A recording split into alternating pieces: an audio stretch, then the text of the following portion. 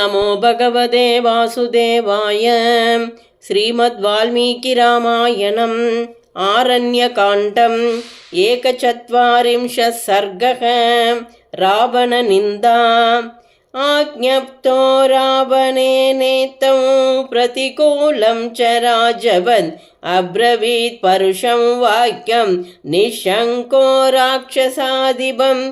केनायमुपदिष्टस्ते विनाशः पापकर्मणा सपुत्रस्य सराष्ट्रस्य सामात्यस्य निशाचर। कस्त्वया सुखिना राजन् नाभिनन्दति पापकृत्।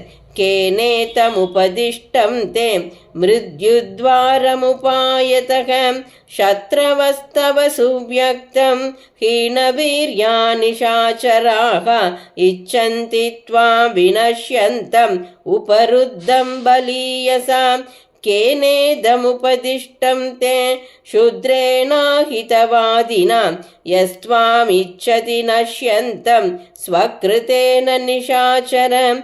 बद्ध्या खलु न हन्यन्ते सचिवास्तव रावण ये त्वामुत्पतमारूढं न निगृह्णन्ति सर्वशः। अमात्यै कामवृत्तो हि राजा कापतमाश्रितः। निग्राह्य सर्वथा सद्भिः न निग्राह्यो निगृह्यसे। धर्ममर्थं च कामं च यशश्च जयतां वर। स्वामी प्रसादात् सचिवाः प्राप्नुवन्ति निशाचर। विपर्यये तु तत्सर्वं व्यर्थं भवति रावण। व्यसनं स्वामी वैगुण्यात् प्राप्नुवन्तीतरे जनाः। राजमूलो हि धर्मश्च जयश्च जयतां वर। तस्मात् सर्वास्वस्थासु रक्षितव्या नराधिपाः। राज्यं पालयितुं शक्यं न तीक्ष्णेन निशाचरः न चापि प्रतिकूलेन नाविनीतेन राक्षस। ये तीक्ष्णमन्त्रा सचिवाः भज्यन्ते सहतेन वै विषमेषु रता शीघ्राः।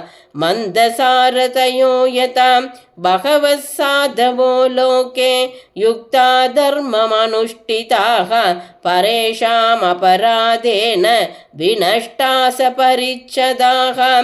स्वामिना प्रतिकूलेन प्रजास्तीक्ष्णेन रावण रक्ष्यमाणा न वर्धन्ते मेषा गोमायुना यथा। अवश्यं विनशिष्यन्ति सर्वे रावण राक्षसाः। येषां त्वं कर्कशो राजा दुर्बुद्धिर्रचितेन्द्रियः। ददिदं काकतालीयं घोरमासादितं मया। अत्रैव शोचनीयस्त्वं ससैन्यो विनशिष्यसि। मां निहत्य तु रामोऽसौ अचिरात् त्वां वदिष्यति। अनेन कृतकृत्योऽस्मि म्रियेयतरिणा हतः। दर्शनादेव रामस्य हतं मामवधारय। आत्मानं च हतं विद्धि हृत्वा सीतां सबान्धवम्। आनयिष्यसि चेत् सीताम् आश्रमसहितो मया। नैव त्वमसि नाकं च नैव लङ्का न राक्षसाः।